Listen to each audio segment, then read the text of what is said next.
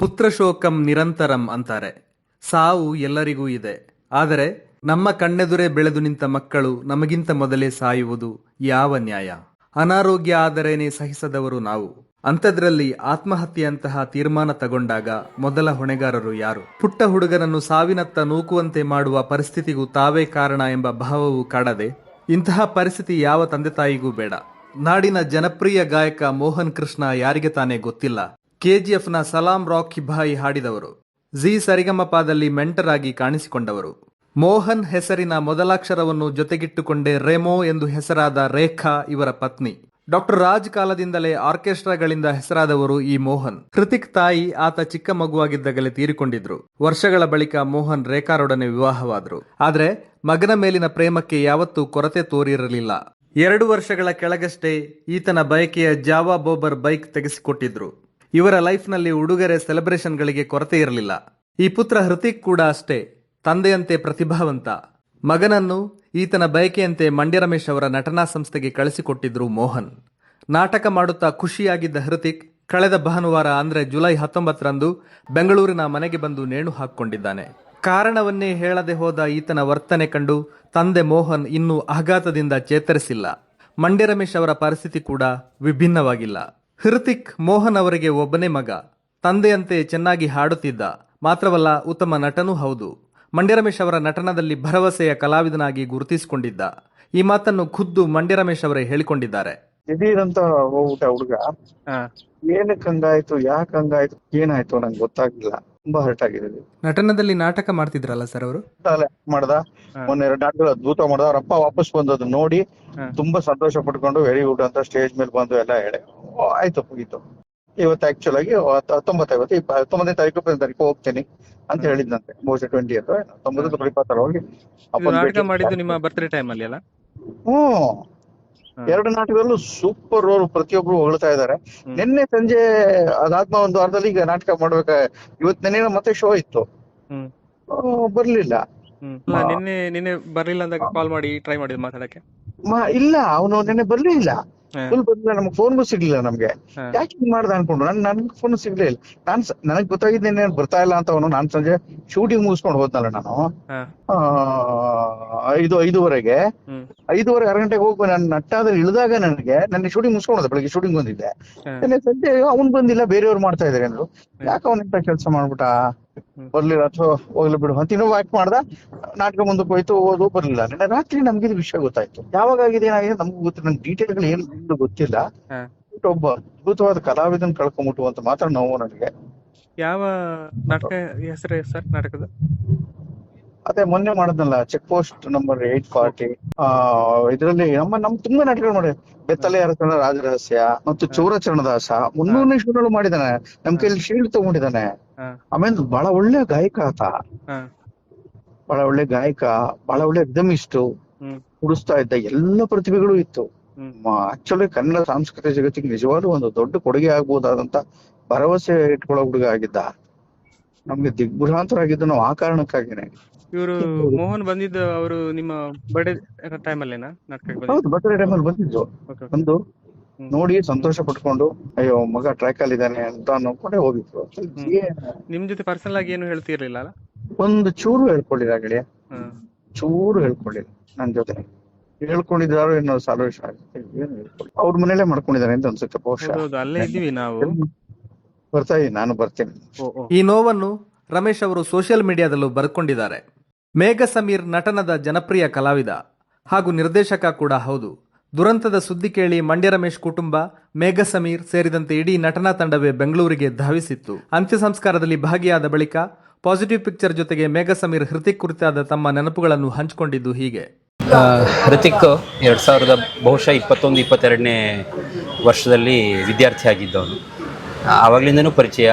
ವಿದ್ಯಾರ್ಥಿ ಆಗಿದ್ದಾಗ ತುಂಬ ಡೆಡಿಕೇಟೆಡ್ ಆಗಿ ಅಭ್ಯಾಸ ಮಾಡ್ತಾ ಇದ್ದ. ಭಾಳ ಒಳ್ಳೆ ನಟ, ಹಾಡುಗಾರ, ವಾದ್ಯಗಳನ್ನು ನುಡಿಸ್ತಾ ಇದ್ದ.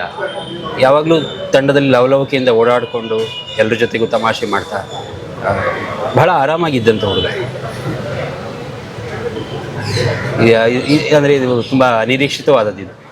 ಅಂದರೆ ಹೀಗಾಗಬಹುದು, ಈ ಥರದೊಂದು ದಿನ ಬರುತ್ತೆ ಅಂತ ಊಹಿಸ್ಕೊಳ್ಳೋದಕ್ಕೂ ಸಾಧ್ಯ. ಅಂದರೆ ಕೆಲವರು ಸ್ವಲ್ಪ ಇವ್ರು ವೀಕ್ ಇದ್ದಾರೆ ಅಥವಾ ಇವ್ರಿಗೆ ಸಪೋರ್ಟ್ ಬೇಕು ಅಥವಾ ಸ್ವಲ್ಪ ಎಮೋಷ್ನಲ್ ಅನ್ಸ್ಟೇಬಲ್ ಅಂತ ಅನ್ನಿಸುವ ಹುಡುಗ ಅಲ್ವೇ ಅಲ್ಲ ಇವನು.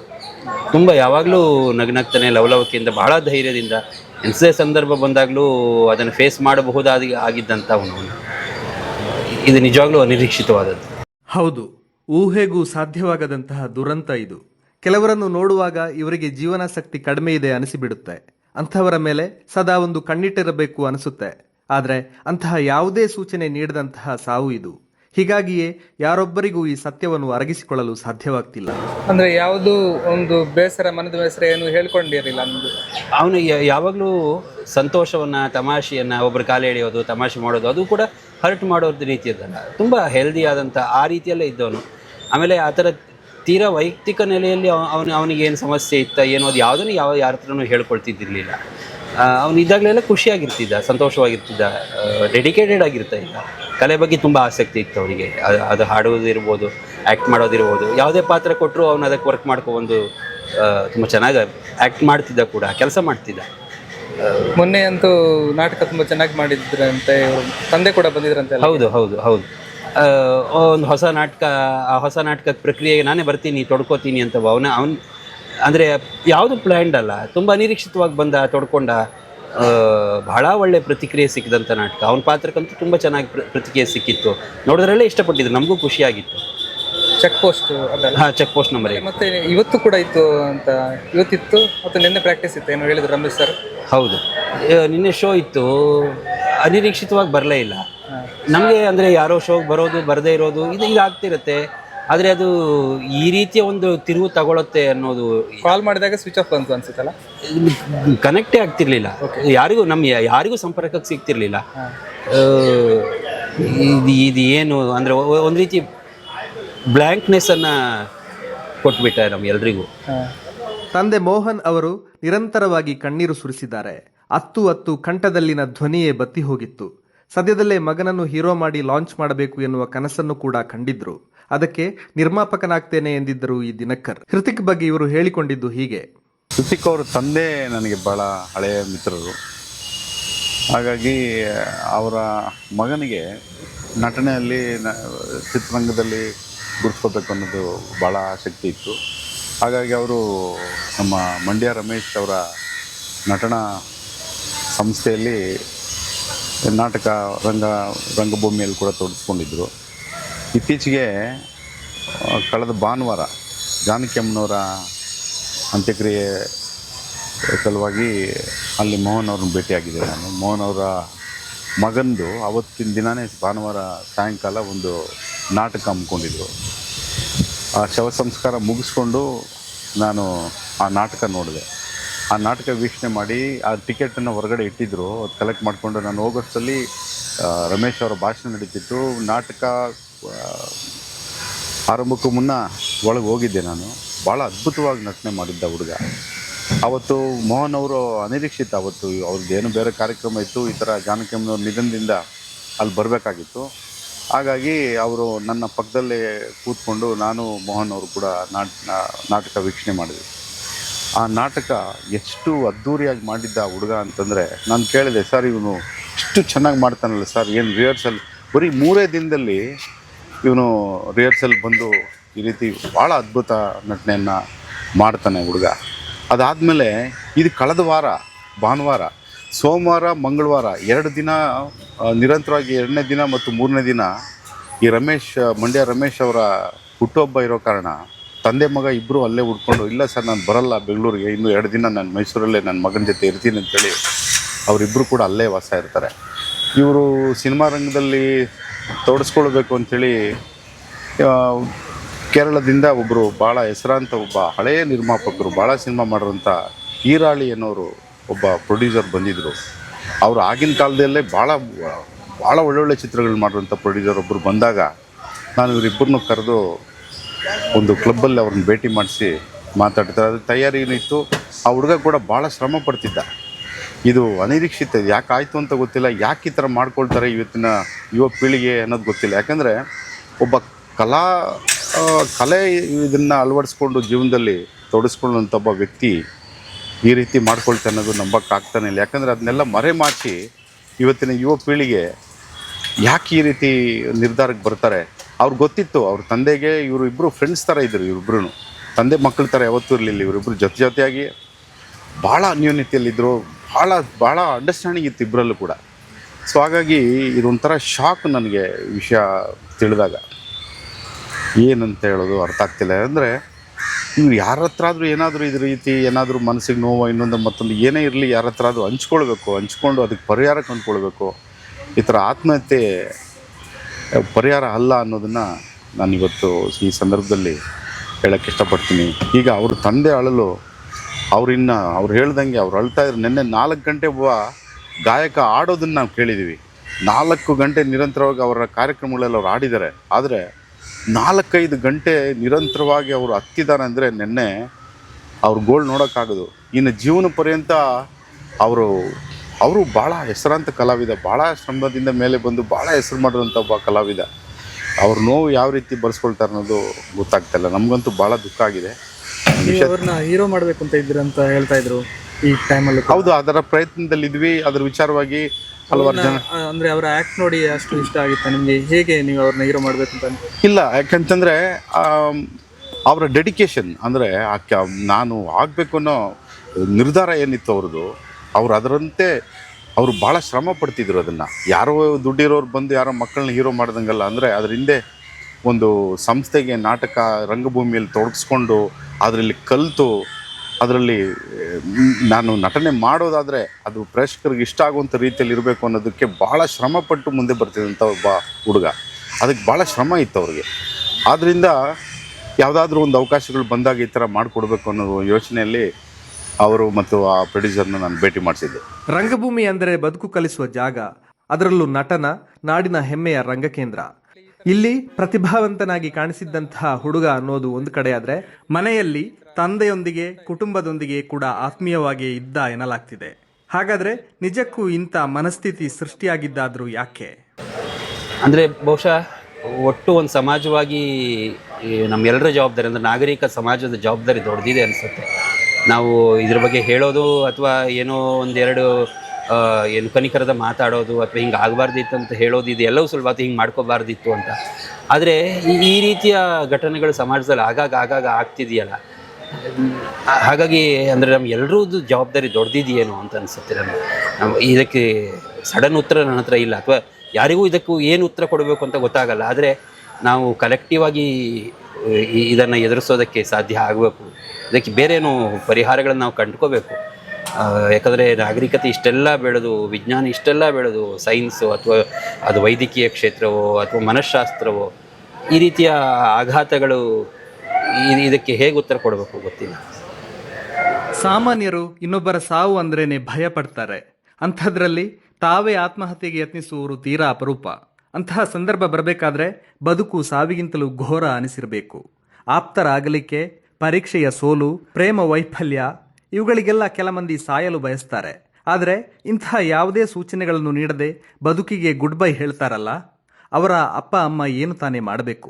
26 ವರ್ಷಗಳಿಂದ ಜೋಪಾನ ಮಾಡಿದ ಮಗುವನ್ನು ಈ ಕಾಲಘಟ್ಟದ ತನಕ ಬೆಳೆಸಲು ತಂದೆ ತಾಯಿ ಎಷ್ಟೊಂದು ಕಷ್ಟಪಡ್ತಾರೆ ಅನ್ನೋದು ಅನುಭವಿಸಿದವರಿಗಷ್ಟೇ ಅರ್ಥವಾಗುತ್ತೆ. ಆದರೆ ಸ್ವತಃ ಮಕ್ಕಳಿಗೆ ಇದು ಅರಿವಾಗ್ತಿಲ್ಲ. ಈ ಜೀವನ ಅಂದರೆ ಏನು ಅಂತ ತಿಳಿಯೋದಕ್ಕೆ ಶತಾಯುಷಿಗೂ ಸಾಧ್ಯವಿಲ್ಲ. ಅಂಥದ್ರಲ್ಲಿ ಯೌವನಕ್ಕೆ ಕಾಲಿಡುವಾಗಲೇ ಸಾವಿಗೆ ಹಾತೊರೆದ್ರೆ ಹೇಗೆ? ಚಿಕ್ಕ ಪುಟ್ಟ ಕಾರಣಕ್ಕೆಲ್ಲ ಸಾಯೋ ತೀರ್ಮಾನ ಯಾಕೆ ಮಾಡ್ತಾರೆ ಅಂದರೆ ಮತ್ತೆ ಆಪಾದನೆ ತಂದೆ ತಾಯಿ ಬಗ್ಗೆ ಹೇಳ್ತಾರೆ. ಟೆಕ್ಕಿಗಳಾಗಿರೋರೇ ಯಾಂತ್ರಿಕವಾಗಿರ್ತಾರೆ, ಅವರು ಮಕ್ಕಳಿಗೆ ಜೀವನಾಸಕ್ತಿ ಕಲಿಸಲ್ಲ, ಅಲ್ಲೇ ಹೆಚ್ಚು ಆತ್ಮಹತ್ಯೆಗಳಾಗುತ್ತೆ ಅನ್ನೋ ಆಪಾದನೆ ಇತ್ತು. ಆದರೆ ಕಲೆ ಮತ್ತು ಮನರಂಜನೆ ತುಂಬಿದ ಮನೆಯ ಮಕ್ಕಳು ಕೂಡ ಬದುಕಲ್ಲಿ ಆಸಕ್ತಿ ಕಾಣದಿದ್ರೆ ಹೇಗೆ? ಅದೇ ಮೋಹನ್ ಸರ್ ಮಗ ಹೃತಿಕ್ ಅಂತ ಗೊತ್ತಿತ್ತು ಚೆನ್ನಾಗಿ ನನ್ಗೆ. ಆದ್ರೆ ಯಾಕಂದ್ರೆ ನನ್ಗೆ ಪ್ರತಿ ಸಲ ಅವ್ರ ಪೋಸ್ಟ್ ಅಲ್ಲಿ ಯಾವಾಗ್ಲೂ ಹಾಕೋರು ಮಗನ್ ಬಗ್ಗೆ ಒಂಥರ ತುಂಬಾ ಹೆಮ್ಮೆಯಿಂದ ಹೇಳೋರು, ಈ ತರ ನೆಕ್ಸ್ಟ್ ಅದೊಂದ್ ಮೂವಿಗ್ ಮಾಡ್ತಾನೆ ಅಥವಾ ಈ ತರ ಆಕ್ಟಿಂಗ್ ಮಾಡ್ತೀಯನೆ ಅಂತ ಬಗ್ಗೆ ಎಲ್ಲ ನನ್ಗೆ ಚೆನ್ನಾಗಿ ಗೊತ್ತಿತ್ತು. ಆಮೇಲೆ 1-2 ಸಲ ನೋಡಿದ್ದೆ ಅಷ್ಟೇ ಸ್ಟೇಜ್ ಅಲ್ಲಿ. ಅದ್ಬಿಟ್ರೆ ತುಂಬಾ ಅಂತ ಏನೋ ನನ್ಗೇನು ಪರಿಚಯ ಅಲ್ಲ. ಬಟ್ ಮೋಹನ್ ಸರ್ ನಾನು ತುಂಬಾ ವರ್ಷಗಳಿಂದ 25 ವರ್ಷಗಳಿಂದ ನೋಡ್ಕೊಂಡ್ ಬಂದಿರೋಳು. ಸೊ ನನ್ಗೆ ಅವ್ರ ಬಗ್ಗೆ ತುಂಬಾ ಚೆನ್ನಾಗಿ ಗೊತ್ತಿತ್ತು. ಆಮೇಲೆ ಆ ಮಗನ ಬಗ್ಗೆ ಇರುವಂತ ಪ್ರೀತಿ ನಮ್ಗೆ ಚೆನ್ನಾಗಿ ಗೊತ್ತಾಗ್ತಾ ಇತ್ತು ಯಾವಾಗ್ಲೂ ಪ್ರತಿ ಸಲ ಪೋಸ್ಟ್ ಹಾಕಿದಾಗ್ಲೂ. ಸೊ ಅದ್ ಬಿಟ್ರೆ ನಿಜವಾಗ್ಲೂ ಈಗಿನ ಯುವ ಜನತೆಗೆ ಏನ್ ಹೇಳೋದು ಅನ್ನೋದೇ ನಮ್ಗೆ ಆಶ್ಚರ್ಯ ಆಗತ್ತೆ ಸರ್ ನಿಜವಾಗ್ಲೂ. ಅಂದ್ರೆ ಒಂದು ನನ್ಗನ್ಸುತ್ತೆ ನಾವ್ ಕಷ್ಟ ತೋರಿಸ್ತಿಲ್ವೇನೋ ಮಕ್ಳಿಗೆ. ಅಂದ್ರೆ ನಾವ್ ಕಷ್ಟಪಟ್ಟು ಬಂದ್ವಿ, ಅಯ್ಯೋ ಇವ್ರು ಕಷ್ಟ ಪಡೋದ್ ಬೇಡ, ಎಲ್ಲವೂ ಅವ್ರಿಗೆ ಸಿಗ್ತಾ ಇದೆಯೇನೋ ಈಸಿ ಆಗಿ ಅಂತ ಎಲ್ಲೋ ಅನ್ಸುತ್ತೆ ಒಂದೊಂದ್ಸಲ. ಅಂದ್ರೆ ಕಷ್ಟ ತೋರ್ಸ್ಬೇಕಾ, ಹೇಗ್ ತೋರ್ಸೋದ್ ಕಷ್ಟನ? ಇವಾಗ ನಮ್ಮ ಬದುಕೋ ರೀತಿನ ನೋಡಿನೇ ಅವ್ರು ಕಲಿಬೇಕು ಅಲ್ವಾ? ಎಸ್ಪೆಷಲಿ ಕಲಾವಿದ್ರಂತೂ ಎಷ್ಟು ಒಂದು ಇದ್ರಲ್ಲಿ ಬಂದಿರ್ತೀವಿ ಅಂದ್ರೆ ನಮ್ಗೆ ಕೆಲ್ಸ ಇದ್ರೆ ಮಾತ್ರ ಅಷ್ಟೇ. ಇಲ್ಲ ಅಂತ ಹೇಳಿದ್ರೆ ನಮ್ಗೆ ತುಂಬಾ ಕಷ್ಟ ಇದೆ. ಆ ಕೆಲ್ಸ ಬಂದಾಗ ನಾವ್ ಎಷ್ಟ್ರ ಮಟ್ಟಕ್ಕೆ ಬೆಳಗಿನ ಜಾವ ಎಲ್ಲ ಬಂದಿರ್ತೀವಿ ಮನೆಗೆ, ಅದೆಲ್ಲ ನೋಡಿರ್ತಾರೆ ಮಕ್ಳು. ಬಟ್ ಆದ್ರೂನು ಇದ್ ಯಾಕೆ ಈ ತರ ಥಾಟ್ಸ್ ಬರುತ್ತೆ ಅವ್ರಗಳಿಗೆ? ಮತ್ತೆ ಇನ್ನೆಲ್ಲೋ ಒಂದು ಈಗೋ ಅಂತ ಇರುತ್ತೇನೋ, ಈಗೋ ಅಂತ ಒಂದು ಅಂದ್ರೆ ನಾನ್ ಯಾಕೆ ಇದ್ ಮಾಡ್ಬೇಕು, ನಾನ್ ಯಾಕೆ ಕೇಳ್ಬೇಕು ಮಾತು ಅನ್ನೋದು ಈಗಿನ ಜನರೇಷನ್ ಅಲ್ಲಿ ನಾನು ತುಂಬಾ ನೋಡ್ತಿರೋದು. ಆಮೇಲೆ ಬೇಗ ಒಂಥರ ಕಷ್ಟ ಪಡಕ್ ಇಷ್ಟ ಪಡಲ್ಲ ಮಕ್ಳು. ಕಷ್ಟ ಪಡೋಕೆ ಖಂಡಿತ ಇಷ್ಟ ಪಡಲ್ಲ ಈಗಿನ ಮಕ್ಳು. ತುಂಬಾ ಈಸಿಯಾಗಿ ಆಗ್ಬೇಕು. ನಾವೆಲ್ಲ ಎಷ್ಟೆಷ್ಟು ದೂರ ನಡ್ಕೊಂಡ್ ಹೋಗ್ತಿದ್ವಿ, ಅಥವಾ ಏನೋ ಒಂದು ಎಲ್ಲ ಅಯ್ಯೋ ಅದೊಂದು ದುಡ್ಡು ಉಳಿಸಿದ್ರೆ ಏನಕ್ಕೋ ಒಂದ್ ಆಗತ್ತಪ್ಪ ಅನ್ನೋ ತರ ನಮ್ದು ಥಾಟ್ಸ್ ಎಲ್ಲ ಇರ್ತಿತ್ತು. ಬಟ್ ಈಗಿನ ಮಕ್ಳು ಹಾಗಿಲ್ಲ. ಎಲ್ಲವೂ ಈಸಿಯಾಗಿ ಬರ್ಬೇಕು, ಈಸಿಯಾಗಿ ಆಗ್ಬಿಡ್ಬೇಕು ಅನ್ನೋದು ಒಂದು. ಮತ್ತೆ ದೊಡ್ಡ ಹೊಡೆತ ಆದ್ರೆ ಸೋಷಿಯಲ್ ಮೀಡಿಯಾ ಸರ್. ಸೋಷಿಯಲ್ ಮೀಡಿಯಾಗ ಎಲ್ಲದಕ್ಕೂ ತುಂಬಾ ಈಸಿಯಾಗಿ ಎಕ್ಸ್ಪೋಜರ್ ಸಿಗ್ತಾ ಇದೆ ಅವ್ರಿಗೆ. ಆ ಎಕ್ಸ್ಪೋಜರ್ ಇಂದಾನೇ ಏನಾಗುತ್ತೆ ಅಂದ್ರೆ ಒಳ್ಳೇದನ್ನ ತಗೋಬೇಕು. ನಮಗೆ ನಿಜವಾಗ್ಲೂ ಏನ್ ನೋಡ್ತಾರೆ ಏನ್ ಬಿಡ್ತಾರೆ ಅನ್ನೋದೇ ಗೊತ್ತಾಗಲ್ಲ ಈಗಿನ ಮಕ್ಕಳು. ಅಂದ್ರೆ ಎಷ್ಟ್ರ ಮಟ್ಟಿಗೆ ಬುದ್ಧಿವಂತರಂದ್ರೆ ಹಿಸ್ಟ್ರಿ ಕೂಡ ಡಿಲೀಟ್ ಮಾಡಿರ್ತಾರೆ. ಸೊ ನಾವೇನ್ ಚೆಕ್ ಮಾಡ್ಬೇಕು ಅನ್ನೋದಾದ್ರೆ ಹಿಸ್ಟ್ರಿ ಕೂಡ ಡಿಲೀಟ್ ಮಾಡ್ತಾರೆ. ಎಲ್ಲವೂ ಕೈಯಲ್ಲಿದೆ, ಬಟ್ ಆದ್ರೆ ಅದನ್ನ ಸರಿಯಾಗಿ ಉಪಯೋಗಿಸ್ಕೊಳಕ್ ಬರ್ತಿಲ್ವೇನೋ ಅಂತ ಅನ್ಸುತ್ತೆ. ದುಡುಕ್ತಾರೆ. ನಾವ್ ಹೇಳೋದು ಎಲ್ಲದಕ್ಕೂ ದಾರಿ ಇದ್ದೇ ಇರುತ್ತೆ ಸರ್. ಸಾಯೋದಕ್ಕೆ ಒಂದ್ ದಾರಿ ಆದ್ರೆ ಬದುಕೋದಕ್ಕೆ 1000 ದಾರಿ ಇದೆ. ಅದನ್ನ ಹೇಳ್ಕೊಳಲ್ಲ. ತುಂಬಾ ಇಂಟ್ರೋವರ್ಟ್ ಆಗಿ ಹೋಗ್ತಾ ಇದಾರೆ ಮಕ್ಳು ಅಂತ ಅನ್ಸುತ್ತೆ. ಕೆಲವ್ರನ್ನೆಲ್ಲ ನೋಡ್ತಾ ಇದ್ರೆ ತುಂಬಾ ಮನೆ ಒಳಗಡೆನೆ ಇರೋದು, ನಮ್ಗಳ ತರ ಆಚೆ ಬಂದು ಒಂದು ಬೆರಿಯಲ್ಲ ಜನದ ಜೊತೆಲಿ. ಆಮೇಲೆ ನನ್ಗೆ ಆಶ್ಚರ್ಯ ಏನು ಅಂದ್ರೆ ಆ ಹುಡುಗ ಇವಾಗ ಅಷ್ಟೆಲ್ಲ ಇಂಟ್ರೋವರ್ಟ್ ಇಲ್ಲ. ಆ ಒಂದು ನಾಟಕ ರಂಗಭೂಮಿಲಿ ಇದಾರೆ ಅಂತ ಹೇಳಿದ್ರೆ ನಾವೆಲ್ಲರ ಜೊತೆನೂ ಇರ್ತೀವಿ, ಆಚೆ ಕಡೆ ಒಡನಾಟ ತುಂಬಾ ಚೆನ್ನಾಗಿರುತ್ತೆ. ಬಟ್ ಯಾಕೆ ಹಂಗ್ ಮಾಡ್ಕೊಂಡು ಅನ್ನೋದು ತುಂಬಾ ಆಶ್ಚರ್ಯ ಆಗುತ್ತೆ ಸರ್. ನಿಜವಾಗ್ಲು ಆಶ್ಚರ್ಯ, ಮತ್ತೆ ನಿಜವಾಗ್ಲು ಬೇಜಾರಾಗುತ್ತೆ ಸರ್. ನನ್ಗೆ ನೋಡಿ ಹೋಗೋರು ಹೋಗ್ತಾರೆ, ಬಟ್ ಇರೋರು ಕೊನೆವರೆಗೂ ಉಸಿರಿರೋರ್ಗು ಎಷ್ಟು ನೋವು ಅಂದ್ರೆ ಅದ್ ಅನ್ಭವಿಸೋರ್ಗೆ ಗೊತ್ತು ಅದು ನಿಜವಾಗ್ಲು ಅಲ್ವಾ? ನನ್ಗೆ ನನ್ ಮಗನ್ ಬಗ್ಗೆ ಯೋಚನೆ ಬಂದ್ಬಿಡ್ತಿಲ್ಲ. ಅಂದ್ರೆ ಎಲ್ಲ ಎಷ್ಟು ಇದಲ್ವಾ ನೋಡು, ಇರೋ ತನಕ ಅನ್ಭವಿಸ್ಲೇಬೇಕು ಇದೆಲ್ಲ ನೋವುಗಳು ಅಂತ ಅನ್ಸ್ತಿ. ನಿಜವಾಗ್ಲೂ ನಿನ್ನೆ ಸ್ವಲ್ಪ ಮಾನಸಿಕವಾಗಿ ತುಂಬಾನೇ ಒಂಥರ ಇದಾಗೋಯ್ತು, ಹರ್ಟ್ ಆಯ್ತು ನಂಗೆ ರಾತ್ರಿ ಬರೋ ಅಷ್ಟರಲ್ಲಿ. ಕಳೆದ ವರ್ಷ ಆಗಸ್ಟ್ನಲ್ಲಿ ಮಗನನ್ನು ಕಳ್ಕೊಂಡ ಗಾಯಕಿ ಸವಿತಕ್ಕ ಕೂಡ ಇದಕ್ಕೊಂದು ಉದಾಹರಣೆ. ತಂದೆ ಕೀಬೋರ್ಡ್ ನುಡಿಸ್ತಾರೆ, ತಾಯಿ ಹಾಡ್ತಾರೆ, ಅಣ್ಣನು ಸಂಗೀತ ಕಾರ್ಯಕ್ರಮ ಕೊಡಬಲ್ಲ, ಈತನು ಪ್ರತಿಭಾವಂತ. ದೊಡ್ಡವನಾದ್ಮೇಲೆ ತಾಯಿಯ ಹಣಕಾಸು ವ್ಯವಹಾರ ನೋಡುವುದಾಗಿ ಆಸೆ ಹೇಳ್ಕೊಂಡಿದ್ದಂತಹ ಹುಡುಗ ಈತ. ಆದರೆ ಅದೆಲ್ಲವನ್ನು ಮರೆತು ಈ 7ನೇ ತರಗತಿ ಹುಡುಗ ತನಗೆ ಸಾವು ತಂದ್ಕೊಂಡ. ಸಾಮಾನ್ಯವಾಗಿ ತಂದೆ ತಾಯಿಗಳು ಮಕ್ಕಳ ಬಗ್ಗೆ ಯಾಂತ್ರಿಕವಾಗಿರ್ತಾರೆ ಅಂತ ಆರೋಪ ಇರುತ್ತೆ. ಇದೇ ಕಾರಣಕ್ಕೆ ಮಕ್ಕಳು ಜೀವನಾಸಕ್ತಿ ಕಳ್ಕೋತಾರೆ ಅಂತಾನೂ ಹೇಳ್ತಾರೆ. ಆದರೆ ಇಲ್ಲಿ ಹಾಗಲ್ಲ. ಬದುಕು ಕಲಿಸುವ ರಂಗಭೂಮಿಯ ಸಂಪರ್ಕದಲ್ಲೇ ಇದ್ದು ಏನೇ ಮಾಡೋದಕ್ಕೂ ಮನೆಯವರ ಪ್ರೋತ್ಸಾಹ ಸಿಗುವಂತಹ ಸಂದರ್ಭ ಇದ್ರೂ ಈ ಮಕ್ಕಳೇಕೆ ಸಾವಿನ ಮೊರೆ ಹೋಗ್ತಾರೆ? ಬದುಕಿನ ಕೊನೆಯ ಡಿಸಿಷನ್ ಅಂತ ತಗೊಳ್ಳೋ ಮೊದಲು ಕೂಡ ಯಾಕೆ ಆಪ್ತರೊಂದಿಗೆ ಏನನ್ನು ಹಂಚ್ಕೊಳ್ಳೋಕೆ ಮನಸ್ಸು ಮಾಡಲ್ಲ? ಅಸಲು ಇವರ ಸಮಸ್ಯೆ ಆದ್ರೂ ಏನು? ಸಾಮಾನ್ಯವಾಗಿ ದೂರ ನಿಂತು ಯಾರಿಗಾದ್ರೂ ಹೇಳೋದು ಈಸಿ, ಅಂದ್ರೆ ಮಕ್ಕಳನ್ನು ಚೆನ್ನಾಗಿ ನೋಡ್ಕೊಳ್ಳಿಲ್ಲ ಅಥವಾ ಬೇರೆ ಅವ್ರು ಬೆಳೆದ ಪರಿಸರ ಸರಿ ಇಲ್ಲ ಆ ಥರ ಎಲ್ಲ ಹೇಳ್ಬೋದು. ಆದರೆ ನಿಮಗೆ ಈ ಥರ ಹತ್ರ ಇದ್ದು ಒಂದು ಕಡೆ ಮನೆಯಲ್ಲಿ ಕೂಡ ಒಬ್ಬರು ಒಳ್ಳೆ ಪ್ರತಿಭಾವಂತ ತಂದೆ ಸ್ನೇಹಿತ ಥರ ಅಂತ ಹೇಳಿದ್ರಿ, ಹೊರಗಡೆ ನಟನದಂತಹ ಒಂದು ಸಂಸ್ಥೆ ಅಲ್ಲೂ ಕೂಡ ಲವಲವಿಕೆ, ಮತ್ತು ಎಲ್ಲಿ ಪ್ರಾಬ್ಲಮ್ ಆಗುತ್ತೆ ಇವತ್ತಿನ ಹುಡುಗರು ಈ ಥರ ಆದರೆ ಹೇಗೆ ಅವ್ರನ್ನ ಅರ್ಥ ಮಾಡ್ಕೊಳ್ಳೋದು ಹೇಗೆ ಅಂತ? ಕೆಲವರಿಗೆ ಈಗ ಇದು ಸೂಸೈಡಲ್ ಟೆಂಡೆನ್ಸಿ ಅಂತ ಏನು ಕರಿತೀವಿ, ಈಗ ಇದು ಬಹುತೇಕ ಈಗ 2-3 ಮಕ್ಕಳಿದ್ದ ಮನೆಯಲ್ಲಿ ಈ ರೀತಿ ಆಗೋದು ಕಡಿಮೆ. ಇವ್ರು ಯಾವಾಗ ಒಬ್ಬರೇ ಇರ್ತಾರೋ ಇವ್ರಿಗೆ ಈ ತಂದೆ ಹತ್ರ ಒಂದು ಪರಿಮಿತಿ ಇರುತ್ತೆ, ಆದರೆ ಅದಕ್ಕಿಂತ ಹೆಚ್ಚಾಗಿ ಇವರು ಹಂಚ್ಕೊಳ್ಳೋಕ್ಕೆ ವಾತಾವರಣ ಇರೋದಿಲ್ಲ ಅನಿಸುತ್ತೆ ನನಗೆ. ಇಲ್ಲ ಅಂತಂದಾಗ ಅವ್ರು ಬೇರೆ ಯಾರಾದರೂ ಸ್ನೇಹಿತರು ಅತಿ ನೋಡಿ, ನಮಗೆ ಭಾಳ ಏನೇ ನಾವು ಸಮಾಜದಲ್ಲಿ ಎಷ್ಟೇ ಮುಂದೆ ಹೋದ್ರು, ಎಷ್ಟೇ ದುಡ್ಡು ಹಣ ಏನೇ ಆಸ್ತಿ ಅಂತಸ್ತು ಏನೇ ಗಳಿಸಿದ್ರು ಮಿತ್ರರು ಭಾಳ ಅಗತ್ಯ ನಮಗೆ. ಯಾಕಂದರೆ ನಾವು ನಮ್ಮ ಸುಖ ದುಃಖ ಹಂಚ್ಕೊಳ್ಳೋಕೆ ಯಾರಾದರೂ ಒಬ್ಬರು ಸ್ನೇಹಿತರಾದರೂ ಇರಬೇಕು. ಅದಕ್ಕೆ ಪರಿಹಾರ ಅವ್ರ ಹತ್ರ ಅದು ಕಂಡ್ಕೊಳ್ಬೇಕು, ಇಲ್ಲ ಯಾರ ಹತ್ರ ಅದು ನಮ್ಮ ದುಃಖಗಳನ್ನು ಹಂಚ್ಕೊಳ್ಳೋವಂಥರಾಗಬೇಕು. ಇದು ತಂದೆ ಹತ್ರ ಒಂದು ಪರಿಮಿತಿ ಇರುತ್ತೆ, ಎಲ್ಲವೂ ಮಾತಾಡೋಕ್ಕಾಗಲ್ಲ. ಇದಕ್ಕೆ ನಿಖರವಾದ ಕಾರಣ ಏನು ಗೊತ್ತಿಲ್ಲ. ಯಾಕಂದರೆ ಇವರಿಬ್ಬರಲ್ಲಿ ಆ ರೀತಿ ಏನು ಇರಲಿಲ್ಲ. ಯಾಕಂದರೆ 26 ವರ್ಷಗಳ ಕಾಲ ತಂದೆ ಜೊತೆ ಒಡನಾಟ ಇಟ್ಕೊಂಡು ಫ್ರೆಂಡ್ಸ್ ಥರ ಓಡಾಡೋಂಥ ಮಗ ಈ ರೀತಿ ಮಾಡ್ಕೋತಾನಂತಂದರೆ ಭಾಳ ಇದಕ್ಕೆ ಏನು ಕಾರಣ ಅನ್ನೋದು ತಿಳಿತಾ ಇಲ್ಲ. ಮನುಷ್ಯ ಸಾಮಾಜಿಕ ಜೀವಿ ಅಂತಾರೆ, ಆದ್ರೆ ಇತ್ತೀಚೆಗೆ ಮನುಷ್ಯ ಎಲ್ಲರ ಜೊತೆಗಿದ್ದು ಒಂಟಿಯಾಗ್ತಾ ಇದ್ದಾನೆ. ಯಾಕಂದ್ರೆ ಜನನಿಬಿಡ ಪ್ರದೇಶದಲ್ಲಿದ್ರೂ ಆತನ ಪರಿಚಿತರು ಆಪ್ತರು ಕಡಿಮೆಯೇ ಆಗಿರ್ತಾರೆ. ಆತ ವೈಯಕ್ತಿಕವಾಗಿ ಯಾರನ್ನೂ ಹೆಚ್ಚು ಹಚ್ಕೊಳ್ಳೋದಿಲ್ಲ.